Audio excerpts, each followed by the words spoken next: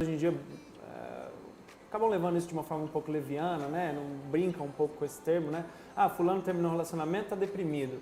Não, é diferente a tristeza do paciente que está deprimido, é uma tristeza mais, a gente chama de tristeza vital, né? Esse é um dos sintomas principais. O outro sintoma principal da depressão é o que a gente chama de anedonia. O que é isso? É a perda de interesse, a perda de capacidade de sentir prazer. Então, por exemplo, na adolescência ele gostava ali de jogar bola, gostava de praticar uma atividade física, gostava de tocar um instrumento musical, gostava de sair com os amigos, de repente isso perde a graça, ele não vê mais, não tem mais interesse nessas coisas prazerosas da vida. Esses são os dois sintomas principais. Os sintomas acessórios, os sintomas que também fazem parte do quadro, são divididos em grupos, né? Então, no grupo dos sintomas cognitivos, o paciente começa a ter uma dificuldade de concentração, uma certa perda de memória. Então, por exemplo, o adolescente começa a não conseguir mais estudar, não consegue mais prestar atenção nas aulas, o seu desempenho acadêmico piora, às vezes é um bom aluno, ou um aluno que tirava notas medianas, aí de repente começa a despencar ali, né, o aproveitamento dele. Também dentro desse grupo das alterações cognitivas, ele começa a ter algumas distorções de pensamento, começa a ter pensamentos que a gente chama de pensamentos de menos-valia, começa a se sentir inferior às outras pessoas, começa a se sentir pior, né, do que os outros, se sente também, muito comumente se sentir culpado por situações que às vezes não tem nada a ver ali com ele, né, por tudo que acontece ele sente que é culpa dele. Então esses são pensamentos, ideias que são muito, muito comuns em pacientes com depressão. Existem também as distorções, os sintomas físicos, fisiológicos, como insônia. E aí a gente já pode entrar numa particularidade, que a depressão no adulto normalmente se apresenta como insônia.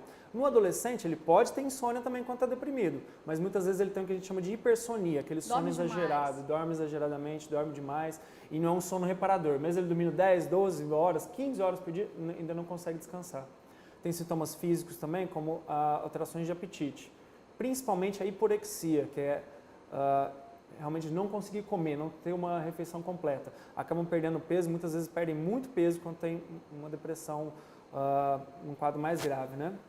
Também podem ter, dentro desse grupo das alterações físicas, uma falta de energia. Então, aquela sensação de bateria baixa, né? Aquela sensação de anergia, de que está o tempo todo cansado. Os pacientes falam como se estivesse carregando uma mochila ali de 20 quilos nas costas o tempo todo.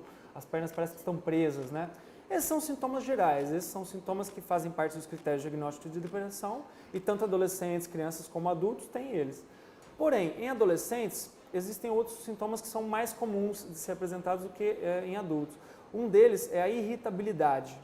Os pacientes adolescentes, quando estão deprimidos, normalmente ficam muito, muito irritadiços, ficam ali uma pilha de nervos, qualquer coisa ali que os familiares, amigos falam com eles já acabam explodindo, né? O que é também muito comum, tanto em crianças quanto em adolescentes, quando estão deprimidos, é ter sintomas físicos, queixar de sintomas inespecíficos, como, por exemplo, começa a sentir dores de cabeça, começa a se queixar de dores no estômago, aí vai no médico, vai no outro, vai no especialista, não consegue achar muito bem o que é e vai ver a depressão. Então, ficar de olho nisso. Se tem um adolescente em casa, tem uma criança, ela começou a se queixar desses sintomas vagos, não tem uma explicação para aquilo, pode ser um sintoma da depressão. Ainda existem poucos estudos, existem alguns estudos que já corroboram ali algumas medicações, alguns tipos de terapia para tratamento da depressão, mas em geral, sim, é uma coisa muito nova, né?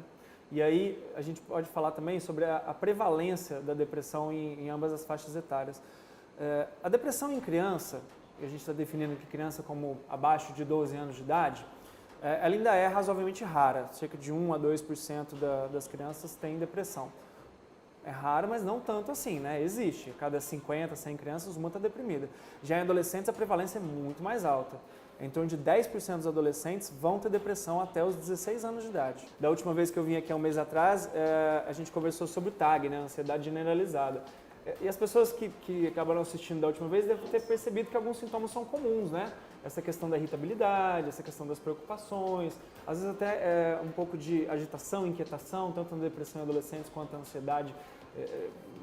É comum, né, ambas as doenças, alterações do apetite, alterações do sono, e não só os sintomas se misturam, como as doenças se misturam, né? Então essa partezinha em azul mais escura aqui, em roxo, né, mostra o que as duas doenças têm em comum. A gente vai entrar agora no último critério que eu deixei de falar, né, da depressão, que é o mais grave de todos, o mais preocupante, que é o pensamento suicida, o pensamento sobre morte, pensamentos em acabar com a própria vida. Cerca de metade dos pacientes que têm depressão, em algum momento ali, quando eles estão em vigilância da doença, eles acabam tendo o que a gente chama de pensamentos de morte. Então, por exemplo, pensar que a vida não está valendo muito a pena, pensar que tanto faz como tanto fez, às vezes não seria tão ruim assim estar morto, esse tipo de pensamento, né? Que é um pensamento suicida inicial, vamos falar dessa forma, né?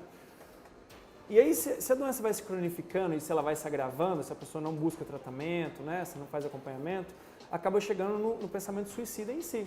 Ela começa a ter pensamentos de acabar com a própria vida e chega a desenvolver um plano, pode até cometer uma tentativa de suicídio. Essa é a grande preocupação. Por quê? A gente tem percebido que no Brasil a taxa de suicídio, em geral, está mais ou menos mantida. Nos últimos 20 anos não tem mudado. Porém, entre adolescentes, ela aumentou muito. Aumentou mais de 50% nos últimos 15 anos. Isso é muito preocupante, porque são pacientes jovens, né? São vidas que são ceifadas de uma forma já tão rápida, né? Vidas que teriam um potencial tão grande e que acabam morrendo tão cedo por uma morte prevenível, porque isso deve ser ressaltado. O suicídio é prevenível. A gente tem que buscar o tratamento precoce da depressão. 90% das pessoas que tentam suicídio, elas estão deprimidas naquele momento e se a pessoa faz o tratamento, se ela faz acompanhamento, se ela tem o apoio da família, a gente consegue prevenir, né, esse quadro tão grave. A gente deve falar sobre o suicídio. A gente deve quebrar esse tabu de que não se fala sobre o suicídio, de que conversar sobre o suicídio aumenta o suicídio. Na verdade, é o contrário. A pessoa, quando ela tem pensamentos suicidas, quando ela chega no consultório, seja do psiquiatra, do psicólogo, ela se sente melhor depois que ela fala sobre o suicídio, depois que ela compartilha aquela ideia. Aquilo acaba diminuindo a pressão e o pensamento, ele acaba se esvaindo, ele acaba diminuindo em intensidade quando ela fala sobre o assunto. A gente deve falar sobre suicídio. E isso eu falo diretamente para os familiares, para os amigos que tiverem ali, adolescentes, adultos jovens, crianças, que estão deprimidos, né, que têm esses sintomas que a gente acabou de falar. Pergunte, converse com ele, não fique com medo de falar sobre esses assuntos. Quando você fala sobre morte, sobre pensamentos suicidas, você está ajudando ele. Depressão é uma doença com caráter biológico. Existem questões psicológicas também, ambientais, mas ela tem um caráter biológico. A explicação, vamos dizer, biológica, né, fisiopatológica da doença é a falta de serotonina no cérebro, né, principalmente no lobo pré-frontal. Existem outros neurotransmissores também, como a noradrenalina e dopamina, enfim, outros também que também são estudados, mas especialmente a serotonina. Então, pessoas que carregam genes dos pais ali que fazem com que ela produza menos esse neurotransmissor, tem um risco maior assim, de desenvolver depressão. E tanto a depressão comum quanto a depressão no transtorno bipolar. Tem um caráter genético, sim, muito forte. Em caso de depressão moderada, em caso de depressão grave, a gente precisa lançar mão da medicação antidepressiva porque traz benefício, né? A gente consegue melhorar os sintomas do paciente, consegue reduzir ou anular esse risco suicida que a gente acabou de falar. Mesmo em quadros leves também da depressão, a gente acaba precisando lançar mão do antidepressivo quando o paciente, por exemplo, não quer fazer psicoterapia, quando ele não pode fazer psicoterapia por algum motivo prático. Enfim, existem critérios ali um pouco práticos, né, que eu não vou conseguir discutir todos eles aqui, mas que a gente precisa e deve lançar mão. E eu queria ressaltar uma coisa muito importante. Os antidepressivos eles já são estudados, tem vários estudos que comprovam a segurança dele em adolescentes. Em crianças ainda está em estudo, né, então menores de 11 anos de idade, a gente normalmente não usa antidepressivos, não sei em casos mais graves, mas em adolescentes, dos 12 aos 20 anos de idade, existem vários antidepressivos que são usados, que têm uma segurança e que têm uma eficácia mais do que comprovada. E eles são muito benéficos, são importantíssimos no tratamento da depressão. Então, como eu estava falando, né, ela tinha um desempenho acadêmico, de repente o desempenho dela na escola começou a piorar muito. De repente ela começou a faltar nas aulas, começou a ter problemas na escola, isso é um sinal importante. A criança ou adolescente começou a ficar muito irritado, muito nervoso, o que não era normal do comportamento dele. Também é um sinal amarelo, deve ligar aquela luz ali nos familiares. Quando ele começar a ficar muito isolado, começar a não se interessar pelas atividades, deixar de fazer aquelas coisas que ele gostava, começar a ficar muito reticente, né, em fazer atividades prazerosas, isso é importante também, é um sinal de alerta importante. E aí, quando ele começar, lógico, tem todos esses sintomas que a gente começou a conversar, né, não está se alimentando bem, não está dormindo bem, o comportamento dele mudou de alguma forma. Percebeu isso, deve ligar a luz amarela, conversar com o adolescente, especialmente adolescentes, que a depressão é mais comum mesmo em adolescentes, né? e conversar com ele, viu que tem alguma coisa estranha, leva no especialista para ver se é o diagnóstico ou se não, se é uma coisa realmente temporária, se ele não tem a doença. Mas aí o especialista vai conseguir diferenciar o que é patológico do que é normal, o que é reativo, né? Você vai pensar sobre essa questão do suicídio, você vai começar a se preocupar sobre isso com o seu filho, ou enfim, com o adolescente que está ali junto com você, caso você note esses sintomas, né? Então, se você perceber que ele está mais triste, se você perceber que ele está tendo umas crises de choro, você pode conversar com ele em algum momento de maior vulnerabilidade, que você percebe que ele está ali mais isolado, você percebe que alguma coisa mudou, você pode começar a conversar sobre alguma outra coisa, começa mais tangencial, pergunta como é que estão as coisas na escola, como é que está com relação aos amigos, se ele está se sentindo mais triste, se está vindo ideias ruins na cabeça, se de vez em quando vem alguns pensamentos meio estranhos. Normalmente é assim que a gente faz no consultório, e o familiar também pode fazer do jeito dele ali, conversar com a criança, ver com o adolescente, ver se está tendo isso, né? Os pais, especialmente, elas conhecem os filhos melhor do que qualquer outra pessoa, eles sabem ali mais ou menos como conversar, como abordar ele, sabendo que ele pode ficar irritado, ele pode recuar, ele pode se fechar, mas com um jeitinho ali ela acaba percebendo ali algum nuance, alguma coisa mais sutil que sugira esses pensamentos mais negativos, né?